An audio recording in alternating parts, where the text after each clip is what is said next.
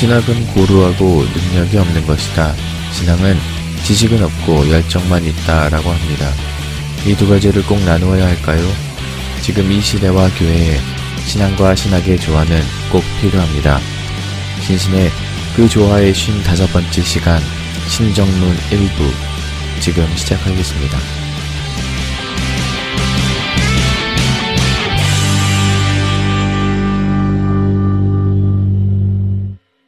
예, 이번 주 또 신신의 한번 시작해 보도록 하겠습니다. 안녕하십니까? 저는 현도사입니다.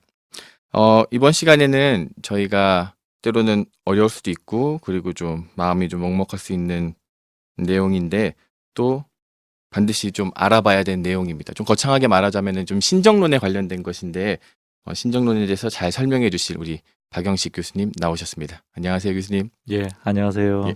교수님. 교수님.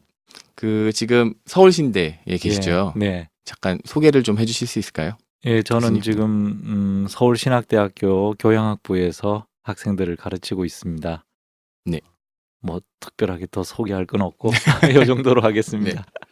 교수님, 신정론은 어떤 거예요? 뭘 신정론이라고 하나요? 이제 신정론이라고 하는 말은 사실은 그 18세기 라이프니츠라고 하는 네. 사람이 책을 쓰면서 그 영어로 하면 테오디시라고 하는 단어를 이제 그 처음 사용했어요. 네. 원래 이제 프랑스어로 네. 쓰여진 책인데 거기에서 이제 신정론이라고 하는 단어가 처음 나오고 뜻을 풀자면은 신정론은 이제 하나님이 옳다라고 하는 하나님이 옳다라고 하는 테오스라고 하는 헬라어하고 네. 디케라고 하는 의로움 또는 디카이오스, 디케라고 하는 의라고 하는 두 단어가 합쳐져 가지고 네. 하나님이 옳다라고 하는 의미를 갖고 있고요. 그럼 이제 하나님이 옳다, 하나님 왜 이런 옳다, 옳지 않다 이런 이야기가 생기냐?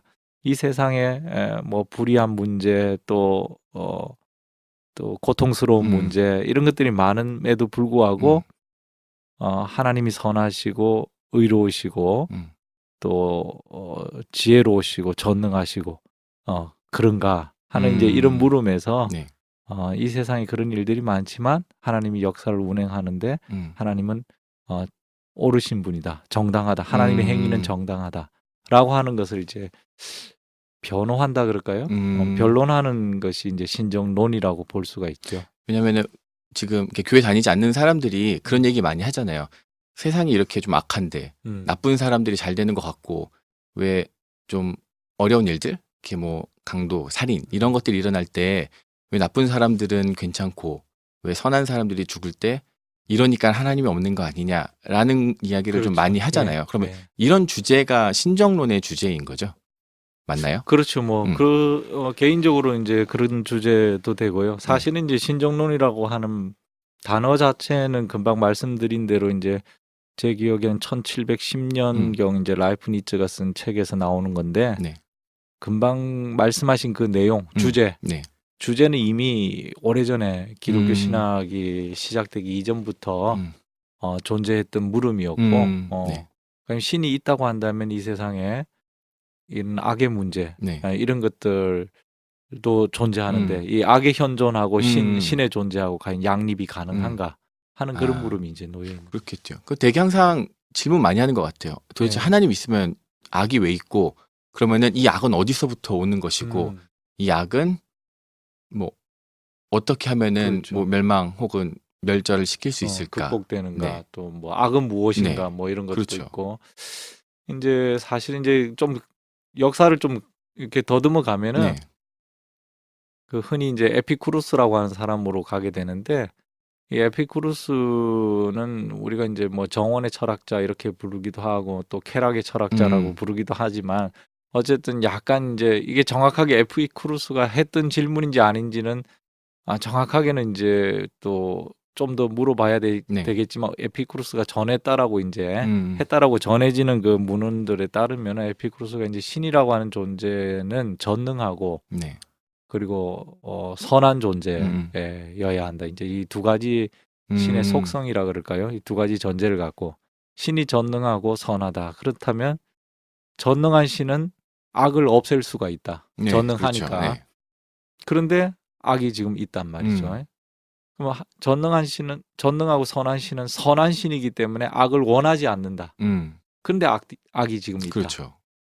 그러면은 이게 신이 만약 전능하기만 해서 악을 없앨 수 있지만 선하지가 않아 가지고 악을 없애기를 원하지 않는다면 그럼 악은 존재할 수 있죠. 네네. 그러니까 예를 들면은 내가 아주 그 뛰어난 의사라 아들 병을 낫게 할 수 있는데 네. 악한 아빠라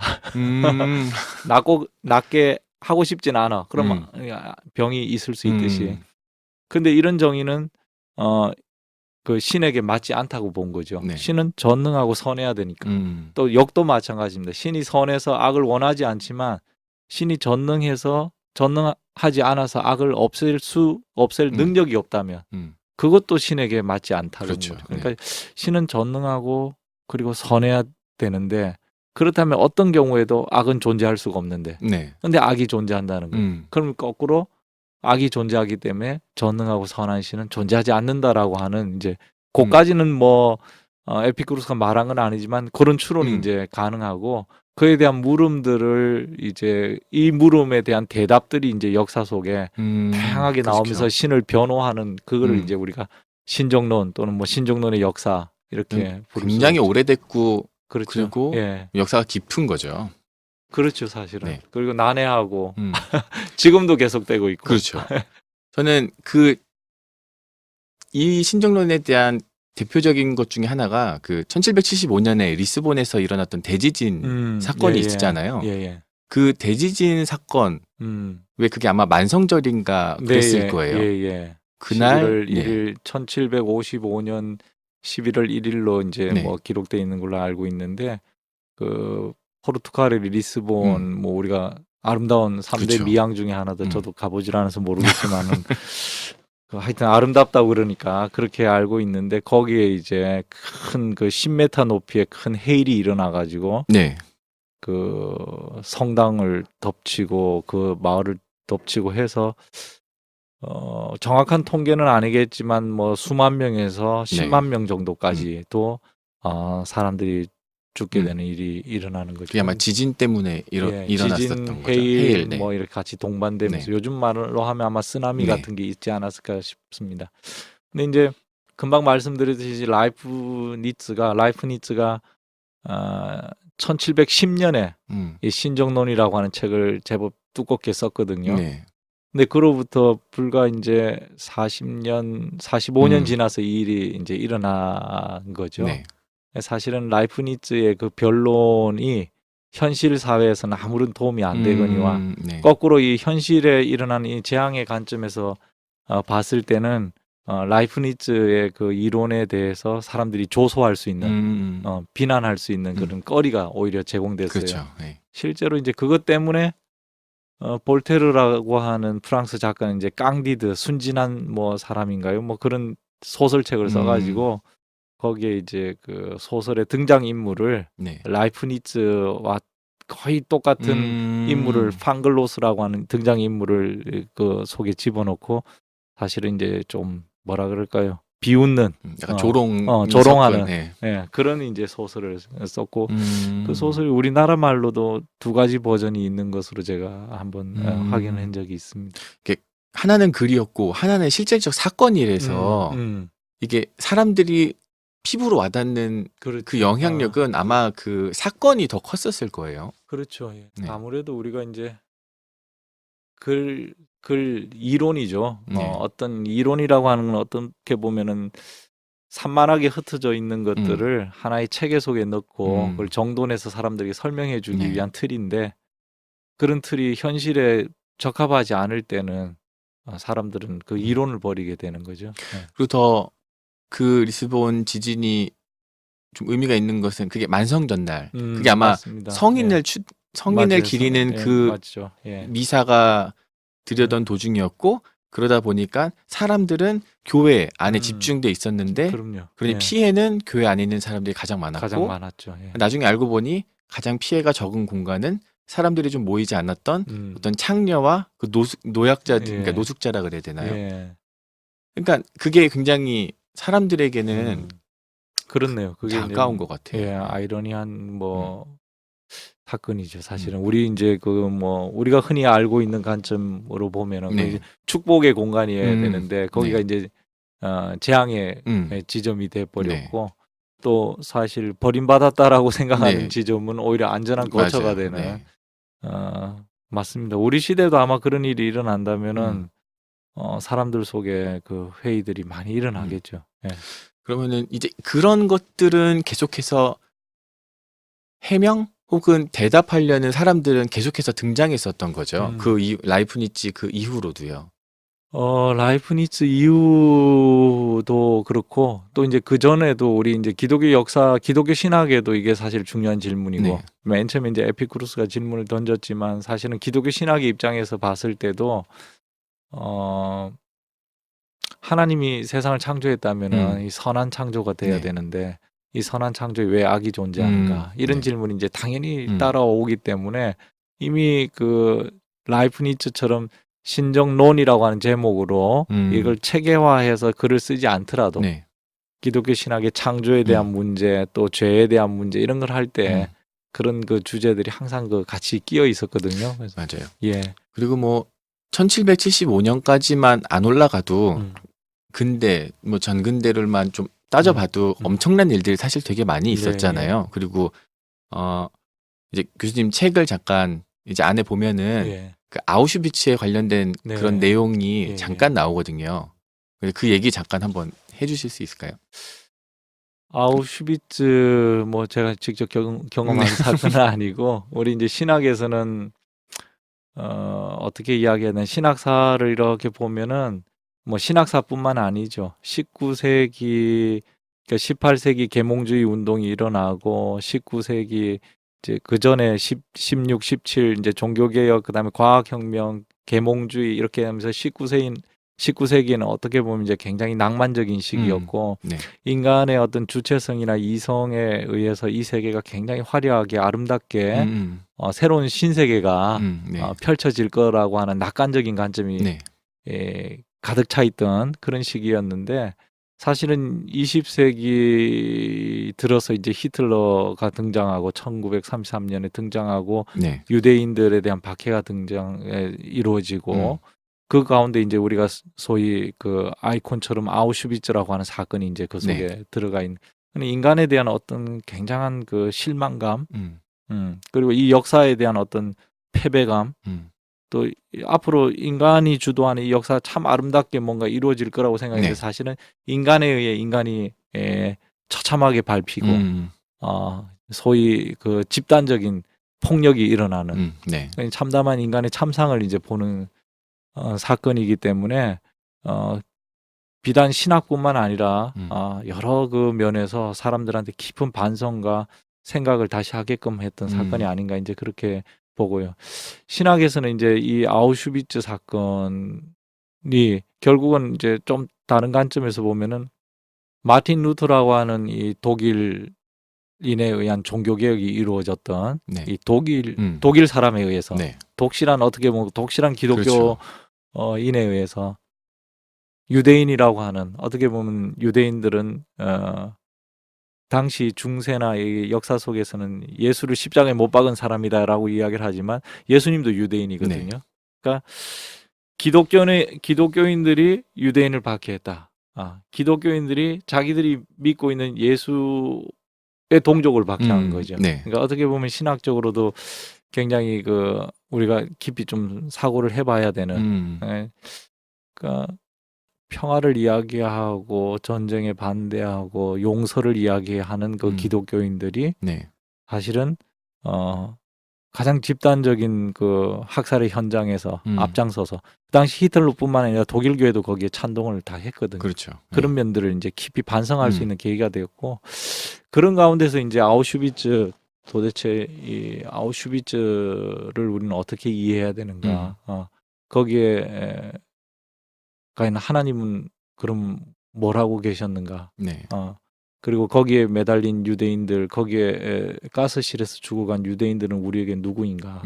뭐 이런 등등의 여러 가지 이제 신학적인 질문들이 다시 제기되면서 소위 이제 서구에서는 그 아우슈비츠 이후의 신학이라고 하는 그런 그 명제라 그럴까요? 그런 그 단어들도 이제 등장하면서 아우슈비츠 이후에 우리가 어떻게 신학해야 될 것인가 하는 고민들이 시작되는 거예요. 근데 이제 교수님의 책에 보면은 그 얘기가 나오더라고요. 그러니까 한 독일인과의 그 세미나에서 만났던 그 이야기가 나오더라고요. 근데 그분과의 어떤 아우슈비츠에 대한 이야기를 나왔을 때 그 독일인의 이야기했던 대답이 개인적으로 교수님한테는 약간 충격이었었다라고 그 책에 쓰신 것 같아요. 예, 맞죠. 사실은 그 아주 그 우연한 질문이었는데 네. 강의 처음에 그때 이제 독일에서 이 강의 주제가 뭐였는지 모르겠어요. 고난과 하나님인가 아니면 뭐 그런 주제인가인데 세미나인데 네. 제 기억에 학생들이 한 20명 이상 참여했고 교수가 두 명이 같이 하는 세미나였어요. 저희 네. 신학 교수 두 분이. 근데 이제 첫날에 그 돌아가면서 이 세미나에 어떻게 참여하게 됐는지 뭐 이런 질문을 하는데 그 독일 친구 하나가 생뚱맞게 제한테는 생뚱맞게 그런 네. 이야기를 꺼내는 거죠. 우리 역사에 이 아픔과 고통이 있고 네. 아우슈비츠와 같은 사건이 있고 이 모든 것들이 자기가 볼 때 하나님 주시는 교훈이다. 다시는 이런 일이 있어서는 안 된다라고 하는 교훈이다. 이제 이런 이야기를 하는데 네네네. 사실은 이제 그런 이야기 자체가 낯선 건 아니었어요. 이미 우리도 이제 그런 이야기들을 조금씩 어렸을 때 이럴 때도 많이 듣고 있는데 아니 신학교에 온 학생의 입에서 또 앞으로 목사가 되겠다라고 하는 학생의 입에서 그 이야기가 나오니까 저는 굉장히 솔직히 충격적이었어요. 야, 그러면 하나님은 그 교훈 하나 주려고 이렇게 무수한 희생을 저지르는 그런 분이어야 되는 거. 하나님 그렇게 지혜가 없나? 단지 그거 하나 좀 알려주려고. 그거 우리 세미나 시간에 해도 되는데 그거 하나 알려주려고 600만의 유대인들을 학살해야 되나? 이게 너무 잔인한 거 아닌가? 그에 대해서는 어떻게 대답할 것인가? 이제 그런 그 질문 생기고 저 개인적으로는 이제 우리나라의 또 슬픈 역사들, 아픈 역사들, 뭐 광주 민중항쟁이나 이런 것들이 이제 되새김질 그 모든 역사를 그런 식으로 단순히 그 용인해야 되는가 하고 하는 신학적으로 정당화시켜야 되는가 하는 그런 질문이 이제 그때 동시에 좀 떠올랐죠. 그러니까 그 독일인도 그렇게 배웠겠죠? 아니면 그러니까 예전에 왜 저희들이 그런 얘기 잠깐 좀 나눴었는데 생각하는 것들이 따지고 보면은 기존에 있었던 어떤 배움의 방식을 그대로 따라가는 경우가 제일 많잖아요. 그렇죠. 사실은 이제 뭐 그게 이제 이름을 붙이자면 교육적 신종론인데 교육의 한 방편으로 하나님이 그런 아픔을 주셨다. 그러니까 그 교육을 시키는 하나님은 정당하다. 이제 예를 들면 우리 선생님들이 뭘 가르치려고 따끔하게 매질을 할 때 뭐 이제 그런 식의 이야기를 할 수 있는데 저는 이제 사실 독일 사람들은 우리가 알다시피 그 과거에 대해 좀 더 철저히 반성하는 그런 사람들이잖아요. 네. 근데 그 학생이 이제 그 사건이 옳다, 정당하다 이렇게 말하려고 했던 건 아니에요. 근데 이제 금방 말씀하신 대로 신학적인 입장에서 나갔을 때 그거를 이제 그냥 역사에 대한 반성의 차원에서는 충분히 반성해야 될 사건인데 신학과 연관해서 이야기할 땐 그 친구들 다른 대답을 찾을 수 없었던 거죠. 다른 대답을 찾을 수가 없고 하나님이 역사를 다 주관하시는데 이 일이 일어났다면 이것도 하나님의 어떤 오묘한 뜻이 있다고 봐야 되지 않겠는가. 그렇죠. 그럼 그 뜻이 무엇인가 했을 때 금방 말했던 거는 교육적인 효과. 그게 제일 쉬운 대답인 것 같다라는 생각도 들어요. 그렇죠. 그러니까 그 제일 쉽고 제일 본인의 입장에서는 제일 정확한 그렇다고 그 일이 뭐 반복돼야 되는 일이라든가 그 아픔의 역사가 옳았다. 뭐 우리 행위가 옳았다 이렇게 말하고 싶은 건 아니에요. 그러니까 하나님의 편에 서서 하나님을 정당화하기 위해서 역사를 정당화시키는 그런 거죠. 사실 제 눈에는 그러니까 역사에 일어난 일들을 정당화하려고 할 때 하나님의 정당성을 둬서 역사를 정당화시키는. 갑자기 그런 질문이 좀 드는데 성경에서는 이렇게 성경 공부를 하거나 말씀을 읽을 때 인간의 위치와 인간이 해야 될 일 중에 하나가 하나님의 정당성을 밝혀야 된다 이런 부분이 혹시 있나요? 하나님은 언제나 의로우니까 내가 뭔가 그거를 밝혀야 돼. 글쎄요. 이제 오히려 뭐 그런 부분이 있는지 없는지는 정확하게 저도 잘 모르겠습니다만은 제 머릿속에 먼저 떠오르는 거는 우리 이제 시편 같은 데 보면은 거꾸로 하나님이 옳으냐라고 하는 것에 대한 질문들이 많이 있잖아요. 네. 하나님 내가 언제까지 하나님 악인들을 이렇게 내버려 두시겠습니까? 뭐 그 시편 뭐 37편이니 시편 곳곳에 보면은 그런 탄원시 그다음에 하나님에 대한 질문 그리고 이제 더 나아가서 우리 신앙인들에게는 예수님께서 십자가에 못 박혔을 때도 하나님께 대한 질문을 제기했거든요. 나의 하나님 어찌하여 나를 버리십니까? 라고. 물론 시편 22편에 있는 이야기지만은 그거를 이제 또 반복했다라고 하는 것은 저는 이제 신앙이라고 하는 것이 하나님의 정당성, 물론 이제 우린 때로는 하나님 변호도 해야 되지만 인간에 의해서 변호되는 하나님은 너무 조금 유치한 거 아닌가 하는 생각이 들고 우리는 인간으로서 오히려 하나님께 그런 질문을 던짐으로 해서 어쩌면 좀 더 하나님께 더 가까이 가는 거 아닌가 이제 그런 생각을 해보는 거죠. 우리가 이제 물음을 던질 때 그 물음 때문에 사실은 하나님께 더 가까이 갈 수 있는 것이지 하나님을 정당화시켜 버리면 우리는 그 하나님으로부터 이제 분리되는 거죠. 더 이상. 네. 그런 좀 또 한편에서 하나님을 좀 초라하게 만드는 일이기도 하고요.